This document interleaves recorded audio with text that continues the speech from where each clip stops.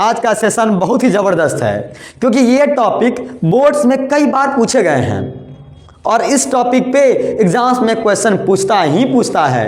इसलिए आपका टॉपिक आपके स्क्रीन पे, जब हम अनसैचुरेटेड हाइड्रोकार्बन को किसी कैटलिस्ट के प्रेजेंस में हाइड्रोजन को मिलाते हैं वो बन जाता है सैचुरेटेड हाइड्रोकार्बन। तो इसी को हम लोग क्या कहते हैं? इसी को हम लोग कहते हैं हाइड्रोजिनेशन।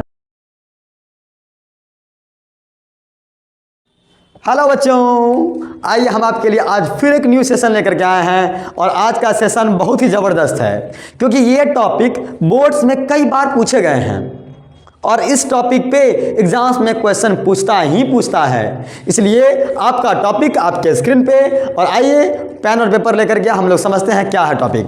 प्यारे बच्चों, आइए हम लोग जानते हैं आज का मेरा टॉपिक है हाइड्रोजिनेशन। ये बड़ा खतरनाक नाम है।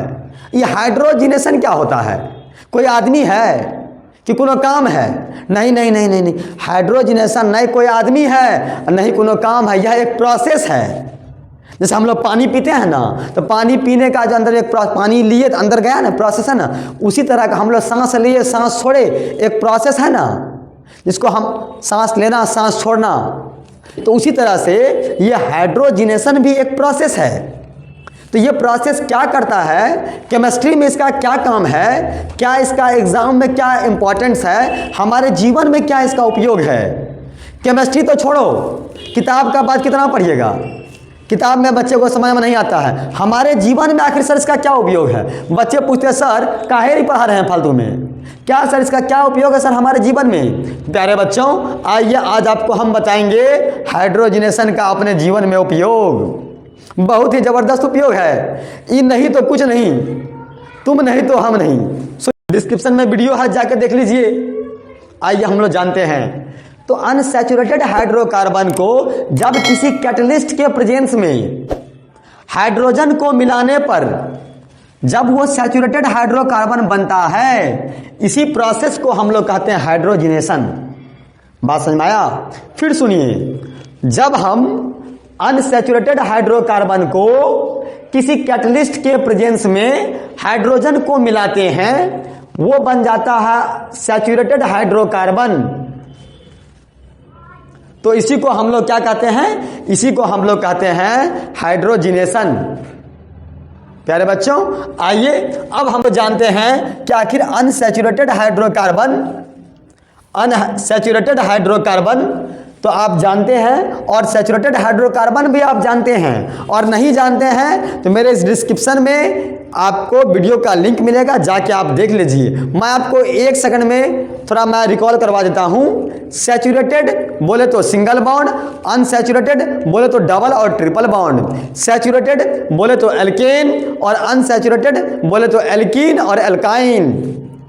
फॉर्मूला तो आपको याद होगा, सिंगल मतलब एगो ई, डबल मतलब दोगो ई, ट्रिपल मतलब वाई। कहानी आपका यही खत्म है। कहानी आपका यही खत्म है क्योंकि आगे कुछ बचा ही नहीं है। बचा तो सिर्फ इतना है कि एक फॉर्मूला होता है सिंगल बॉन्ड का CnH2n+2, डबल बॉन्ड का CnH2n और ट्रिपल बॉन्ड का CnH2n-2। प्यारे बच्चों, आइए हम लोग आते हैं अपने टॉपिक पे। तो हमारा टॉपिक क्या है? Unsaturated hydrocarbon. अनसैचुरेटेड हाइड्रोकार्बन में ऐड करते हैं, क्या ऐड करते हैं? हाइड्रोजन को ऐड करते हैं। जो मैंने यहाँ पर लिखा है उसी को मैंने लैंग्वेज में लिख दिया है। आप एग्ज़ाम में आपको लिखने में कोई प्रॉब्लम नहीं होगा। मैंने आपको सब कुछ करके दे दिया, आप खाली कॉपी में लिखिए, इसमें दिमाग में नोट कीजिए। कॉपी में लिखना है, दिमाग में नोट करना है, एग्ज़ाम में छाप के आना है। बस इतना ही करना और कुछ नहीं करना है। और बोले तो क्या बोले तो यहाँ जब हम अनसैचुरेटेड हाइड्रोकार्बन में ऐड करेंगे, किसको जोड़ेंगे? किसको जोड़ेंगे? तो जोड़ेंगे हाइड्रोजन को, H2 को जोड़ेंगे। जब हम हाइड्रोजन को जोड़ते हैं इन द प्रेजेंस ऑफ, किसके प्रेजेंस में? किसके प्रेजेंस में? कैटलिस्ट के प्रेजेंस में। In the presence of catalyst, in the presence of catalyst. कौन सा कैटलिस्ट? कैटलिस्ट में भी कौन सा कैटलिस्ट? तो मैं आपको बता रहा हूं, कैटलिस्ट में सच एज पैलेडियम, निकेल, ये दोनों क्या है, दोनों का दोनों कैटलिस्ट है। अब कैटलिस्ट क्या है ये आपको बताएंगे अभी जस्ट। तो ये दोनों को दोनों क्या है, कैटलिस्ट है टू गिवन सैचुरेटेड हाइड्रोकार्बन। और जैसे इस दोनों को मिलाइएगा, इन दोनों के प्रेजेंस में हाइड्रोजन को जोड़िएगा तो वो क्या बन जाएगा, वो बन जाएगा आपका सैचुरेटेड। जब हम अनसैचुरेटेड हाइड्रोकार्बन में किसी कैटलिस्ट के प्रेजेंस में हाइड्रोजन को जोड़ेंगे तो वह सैचुरेटेड हाइड्रोकार्बन बनता है। और इसी प्रोसेस को हम लोग बोलते हैं क्या, ये जो प्रोसेस है इस प्रोसेस को हम लोग क्या बोलेंगे, इसी को तो हम लोग बोलते हैं क्या, हाइड्रोजनेशन। क्या बोलते हैं, इस प्रोसेस को हम लोग बोलते हैं हाइड्रोजनेशन। तो अब सर ये तो जान गए अनसैचुरेटेड को कैटलिस्ट के प्रेजेंस में हाइड्रोजन को जोड़ेंगे तो सैचुरेटेड बनेगा। सर हमारे जीवन में क्या यूज है इसका, आइए आपको सिखाते हैं आपका जीवन का यूज। देखिए यहाँ पे hydrogenation of vegetable oil. Vegetable oil का हाइड्रोजनेशन कैसे होता है प्यारे बच्चों, आइए हम लोग जानते हैं कि वेजिटेबल ऑयल का हाइड्रोजनेशन कैसे होता है। हाइड्रोजनेशन इधर देखो, देखिए आज सीखेगा बहन जी ना। तो जैसे हम यहाँ बता रहे हैं कि हाइड्रोजनेशन से वेजिटेबल ऑयल को हम कैसे चेंज करेंगे। वेजिटेबल ऑयल मतलब समझ रहे हैं ना, खाना पकाने वाला, सब्जी वाला तेल, सब्जी पकाने वाला तेल, पूड़ी बनाने वाला तेल, पकौड़ा छानने वाला तेल, कचौड़ी छानने वाला तेल। कौन तेल, सरसों का तेल, मूंग का तेल, चना का तेल और चिनिया बादाम का तेल, ये सब जो होते हैं तेल, इसका हम लोग तिल का तेल, इसको हम लोग कैसे हाइड्रोजनेशन करके इस प्रोसेस के द्वारा कैसे इसको हम चेंज करके क्या बना देंगे, हम इसको घी बना देंगे। क्या बनाएंगे, इसको हम बनाएंगे घी। वनस्पति तेल को वनस्पति घी बनाएंगे, है ना। हम लोग क्या करेंगे, वेजिटेबल ऑयल को वेजिटेबल घी में बदल देंगे। अरे डालडा कैसे बना, कभी सोचा डालडा कैसे बना, डालडा जिसमें पूड़ी छानते हैं। फॉर्चून कैसे बना, तिल का तेल कैसे बना, और तिल का तेल से घी कैसे बन गया। हम लोग खाते हैं घी, रोटी, चावल में घी, भोज में घी, यो परसों यो घी दियो दियो घी, कहाँ से कैसे बना, कभी सोचे। तो वो घी जो बना है, वो डालडा जो बना है, वह तिल का जो घी बना है जिसमें हम लोग दीप जलाते हैं प्यारे बच्चों, वो सब बना है हाइड्रोजनेशन से। सबका जड़ है हाइड्रोजनेशन। तो सर क्या किए इसको, तो बउआ हमने क्या किया, वेजिटेबल ऑयल को, निकेल एक कैटलिस्ट है। निकेल क्या है, निकेल है कैटलिस्ट। निकेल क्या किया, निकेल के प्रेजेंस में हाइड्रोजन को जोड़ दिए। निकेल के प्रेजेंस में हमने क्या किया, इस वेजिटेबल ऑयल में हाइड्रोजन को जोड़ा, और जैसे हाइड्रोजन को जोड़ा तो मेरे पास वेजिटेबल घी बन गया।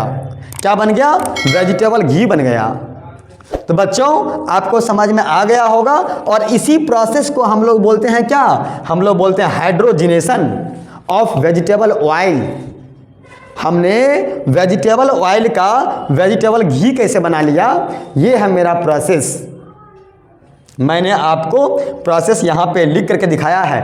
आपको एग्ज़ाम में पूछेगा कि hydrogenation of vegetable oil, vegetable oil का एक हाइड्रोजनेशन का एक एग्जाम्पल लिखिए। हाँ एक एग्जाम्पल लिखना है, तो आप क्या कीजिएगा, मुंह देखिएगा नहीं, पटक से लिख देना है।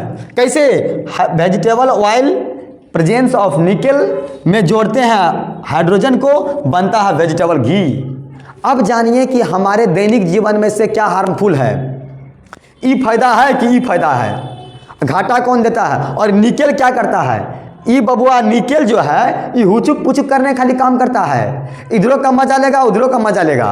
अब देखिए कैसे बता रहे हैं, ऐसे देखिए, ये जो है वेजिटेबल ऑयल, सूरजमुखी का तेल, तिल का तेल, सरसों का तेल, मूंगफली का तेल, इस तेल को जैसे इसमें हम हाइड्रोजन को मिलाए ये बन गया वेजिटेबल घी। मतलब इसका ये और ठोस रूप बन गया, ये है लिक्विड फॉर्म में और ये बन गया सॉलिड फॉर्म में। ये आपके स्वास्थ्य के लिए उतना हानिकारक नहीं है, इसको आप इजीली डाइजेस्ट कर लेंगे, पर इसको आप इजीली डाइजेस्ट नहीं कर पाएंगे। ये आपके स्वास्थ्य के लिए काफ़ी हानिकारक है। तो आपको घी नहीं खाना चाहिए, पर लोग घी भात, दाल में घी, सब्जी में घी, मटन में घी। अरे भैया क्या है ये घी? देखिए, अब देखिए घी क्या है, ये दिल का बीमारी किसके कारण? तो घी के कारण, वेजिटेबल घी के कारण।